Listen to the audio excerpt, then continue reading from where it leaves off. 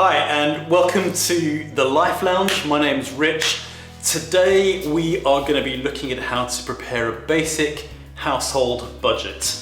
Now, very often when I talk to people about budgeting, one of the first things they say is, oh man, I'm just no good at maths. I'm not very good with numbers. And that may be true for you as well. Well, I've managed big 8-figure budgets and I've managed small household budgets, and I completely failed maths at school. I would not say I'm a very good mathematician myself, and my contention is that budgeting is actually less about maths. It's less about the figures per se and how they add up, and it's much more about how you organize your banking and much more about how you organize your spending.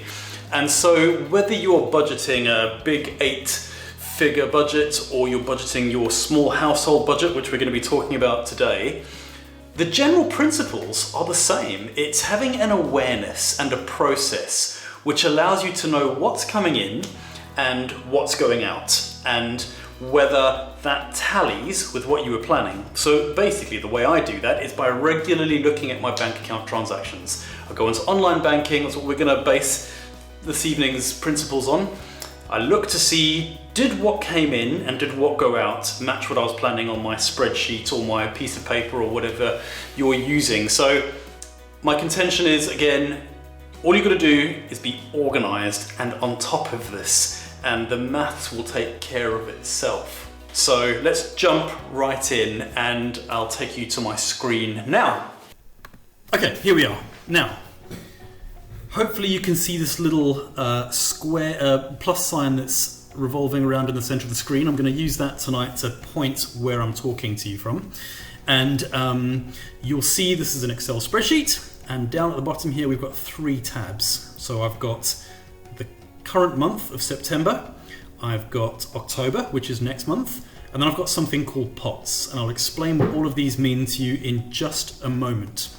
If you ever want to add a tab down the bottom of Excel here, you don't know how, you click on that little plus sign there and a new tab will show up just over here. So you can have as many or as few tabs as you like to manage your budget if you're an Excel user.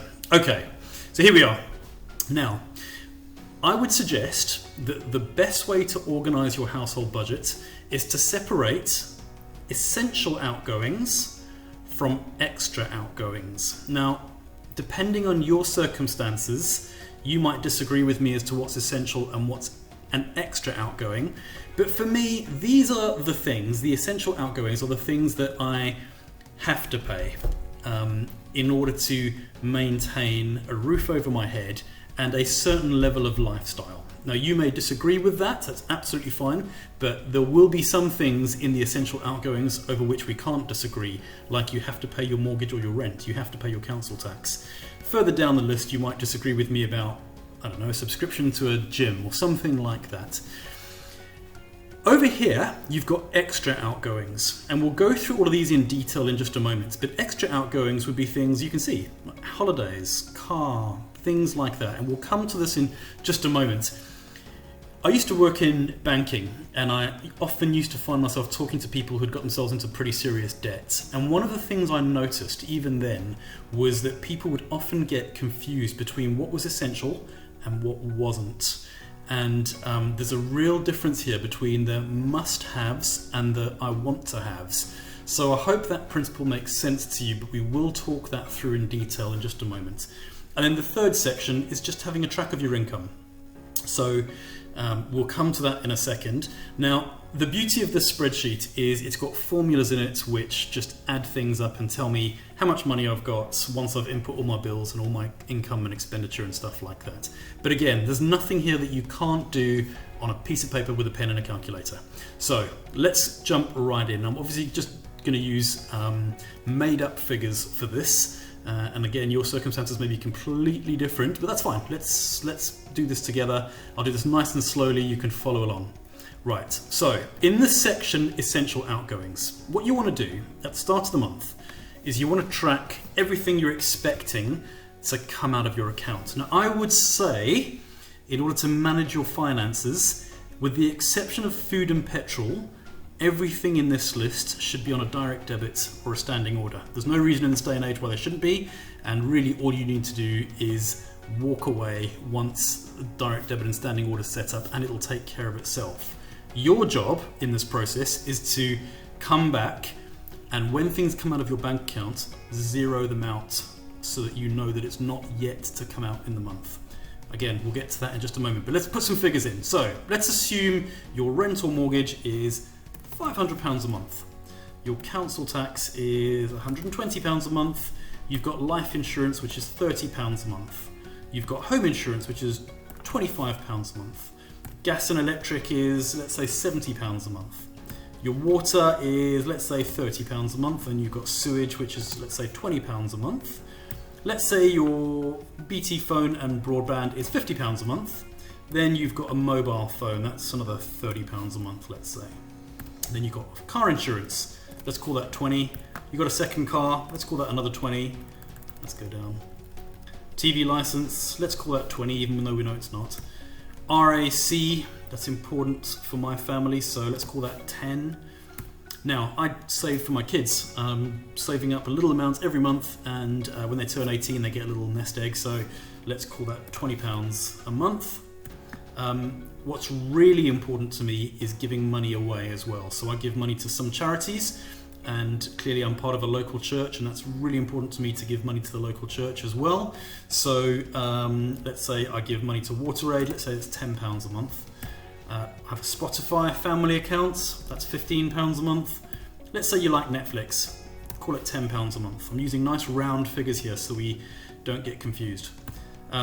We have an NHS prescription direct debit because my wife takes a lot of medication, and so it's cheaper to do it this way. So every month we pay £10 for that, and then we're members of the National Trust. Let's call that £10 as well. And then let's say you've got a credit card that you're paying off. Okay, let's say that's £100 a month. And then again, I said really important to me is to give money away. So this is actually probably the most important bill to me. This is the one that wouldn't go. So you might be wondering, why is that in the essential outgoings? Well, it depends on your circumstances. For me, it's a really important thing. So let's call that £500 a month. Okay. And then this is where you need to be a little bit more organized with your calendar. So what I've done here for food is I have written down there, we spend £100 a week, or we are prepared to spend up to £100 a week on food. And so I'll look at my calendar and I'll think, okay, we buy food on a Monday. This calendar month, there are 4 Mondays. 4 times 100 is 400. So I won't expect to pay more than £400 a month this month on food. Now, Victoria is doing a really helpful session in week 8 of the Life Lounge, talking about how to do a food budget, keep it on budget, healthy eating, and to make sure you don't go over your allocated amounts every month. So you might want to log into that one on week 8. But for now, let's just say £400 a month. Likewise, I will look at my calendar and think, right, how many tanks of petrol am I going to need? I know I need to get to work every day. I know we're going there. We're going to go and visit some family in Yorkshire. What's that all going to equate to? Well, let's say it's 3 tanks, and it costs, let's say, £70 to fill up my car. 3 times 70 is 210. Right, those are your essential outgoings. Okay, hopefully that's nice and clear, and you can use your calculator, or if you're an Excel user, it adds it up for you. So your essential outgoings for the month of September are £2,230. Okay, what I've done here in this column is I have written down the date of the month, or the day of the month, that these bills come out, so that when I look at my bank statements, I can check and see, child savings, that's supposed to have come out by now because it's the 23rd, why hasn't it? So I've always got a track of how much is coming out and when it's supposed to come out. Great, that's your essential outgoings, that's pretty straightforward. Now we're going to look at the extra outgoings. Now, you'll see there's a little grey line here, and that separates this section of extra outgoings from this section of extra outgoings. And that's because I think that there are 2 different types of extra outgoings. So, one of the things I mentioned was that I keep a second account, a savings account, and we're going to keep track of that here in the pots tab, which we'll come back to in just a moment.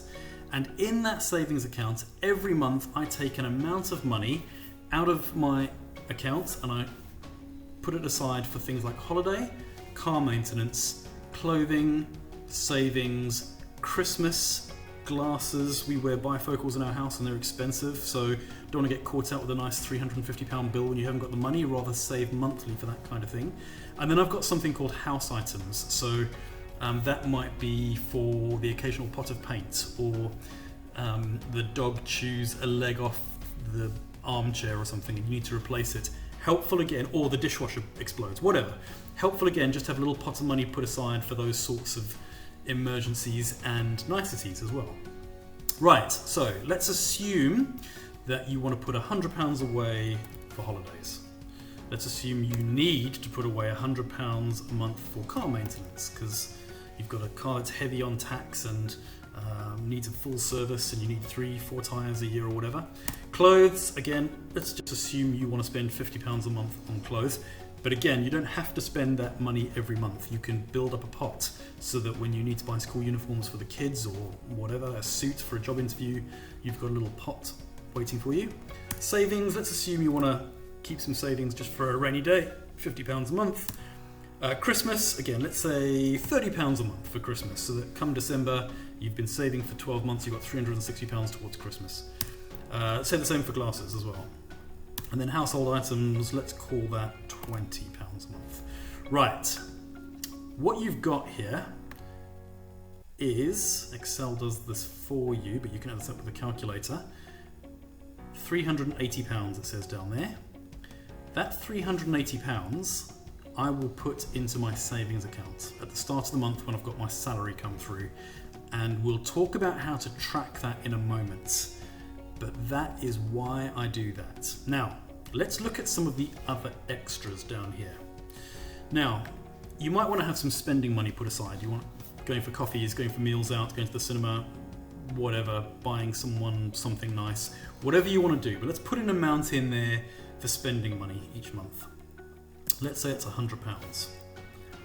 I appreciate everyone's circumstances are different, but let's assume that for just the time being.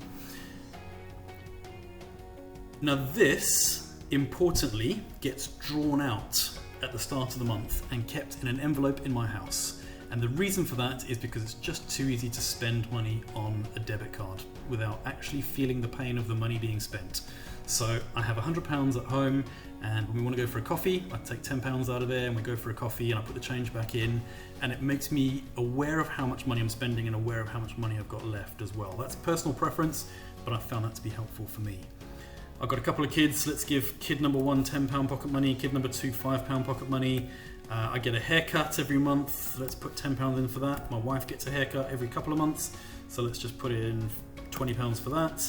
Now Emma's a friend of ours. It's her birthday in September, so let's put in, I don't know, let's say we want to buy her a birthday present, £10, and it's one of our mum's birthdays, so we'll put in, let's be kind to mum, let's give her £30 worth of birthday present.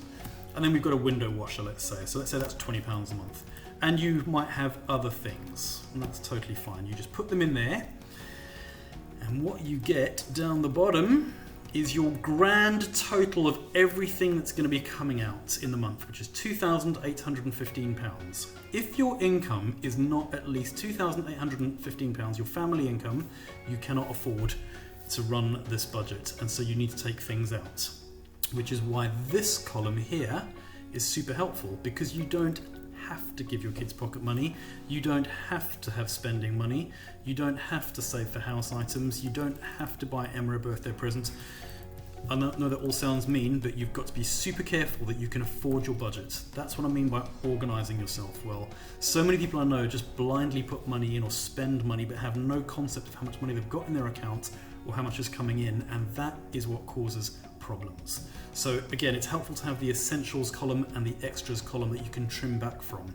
And at times, certainly in my life, I've had to trim back from the essentials column as well. So Netflix might actually appear in your extras column. Totally fine. I have no problem with that whatsoever. When I worked in the bank, very often I would see people with things in here like lottery tickets or theatre budget or something like that, and I'd be saying to them, you're in horrible debt, you can't afford to go to the theatre, take it out of there straight away, put it in there, and if you still can't afford it, then take it out completely. So again, really important just to emphasise that point.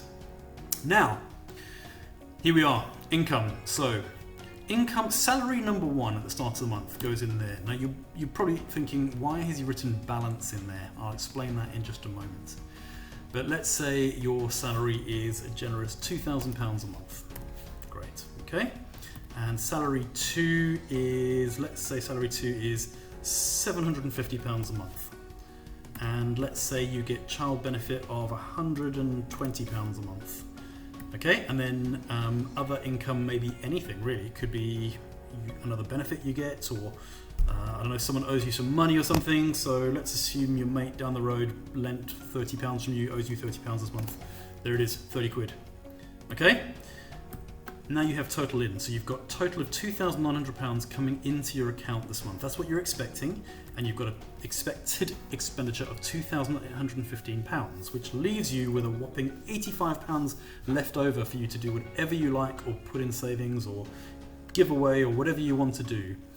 Now, that's important. This figure is super important. You never want that figure to be red on the spreadsheet, and you never want it to be a negative figure on your calculations.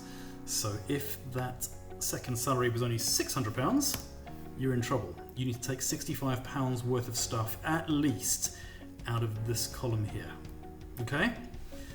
That is the basics of how to prepare to budget your money for the month. Now, let's move across to the pots. This is really important. So what we've done here is we've taken this money out of our accounts under those categories, and we've put them into these pots over here, and there we are. So let's assume for a moment that is September and that is October, and let's just make it real-time relevant. Here we go. Right, September. I took £100 out, put it in my savings account for holiday. I took £100 out for car. I took £50 out for clothes, 50 for savings. I think we said 30 for Christmas, 30 for glasses, 20 for household items. You may have other things you want to save for. I know in my savings account that there should be £380 in the balance of my savings account according to this information. But of course, what's important is that if you spend money from here, you track it in this column, in the out column as well. So let's assume you've not spent anything. October comes along, you put in a second £100, another £100 there, another £50 there. Can you see how column B is updating as we go? Again, you can do this by pen or paper. Totally fine. 30, 30, 20, and then you can see your bank balance in your savings account should be £760, and that will fluctuate through the course of the year depending on when you spend stuff. So let's do it again. So we've not spent any money. Let's make that 50, 30, 30 and 20. Okay, we're getting towards Christmas now, so that's good. We've got some money set aside for Christmas, but also it's November and you've got the winter blues and you need a break. Well, let's have a look. In line 6, you've got £300 in your holiday tab. So let's say you want to book a night away in London, and that's going to cost you £120, plus let's say £80 for train tickets and something else, and you buy that. So that's £200 worth of expenditure. Bang. Now you have £100 left in your holiday pot, and you can use that for meals or whatever you like, or just keep saving it up. And anytime you look at your savings account, it updates that little figure down there. So right now you're on your way to London and you can chill out because you know you've got £100 to spend on food, and you've got £940 in your bank account, in your savings account, for all the other incidentals that are going to come up in these categories throughout the course of the year. Hopefully that makes sense. Now there's the final element of how to manage this budget, and it's the most important one. So back to September. Organising yourself is supremely important for this point. once a week, I go onto my bank account, my online banking, and I look at the transactions that have come out since the last time I checked my bank account. And so what I'd expect on the 2nd of each month is for all these to have come out. And so those would have come out, but clearly my balance on my bank account will be different as well. So this is where it's important. Throughout the course of the month, rather than tracking your salary at the start of the month, is just to say what your bank balance is in there. So let's say the bank balance is, I don't know, £1,200, something like that, okay? So you've logged onto your bank account, you've checked the balance, you've put it in there, and then you said, right, my mortgage has come out, so that's now 0. I'm not expecting that to come out. My council tax has come out, my life insurance has come out, my Admiral home insurance has come out, and you can see all the while it's tracking down here to make sure you're always in the black. Your gas and electric has come out, your water has come out, your broadband has come out, your mobile has come out, your car insurance has come out, and your second car insurance has come out. Right, and you have moved all these items into your savings account, so you wouldn't expect that to come out a second time in the month, so you just zero those out as well. Okay, great. So the idea here is really just to keep a track of everything as it comes out and as it comes into your bank account. So salary 2 comes in the very next day, so you're not expecting that twice a month, so we just zero that out as well. Boom. And you, at the start of the month, because you've been very diligent, you've taken your £100 out and you've put it in your envelope in your house, so that's come out, and you've given your kids their pocket money, and you've had your haircut, and you bought your mum the birthday present, and you've paid the window washer. And so that's where you are. It's the 2nd of the month, and this is the situation. And you can see that you are still in the black. Now, you can trim this at any point in the month. You may have overspent on food or petrol, or something may have broken in the house. And that's fine, because if a big bill suddenly comes up, like, I don't know, let's say someone kicks a football through your window, and you have to spend £100 repairing it, well, then your bank balance will then be £1,100 next time you check, and you're £95 in the red. That's not good. So something of that value needs to come out of your budget. So what can you do without that hasn't yet come out? Well, sorry, no one's getting a haircut this month, and Emma's not getting her birthday present, and you start to trim back like that. And we may need to cut down the food budget slightly, so let's make that £370 now for the rest of the month. And maybe we're not going to take that trip to Yorkshire because we can't afford it anymore. So we're down to £120 of petrol instead. And you're brought back up into the black with money left over. That is how you manage your household budget. It is super simple, just be organised. That's it. That's been a long video. Let's have some questions.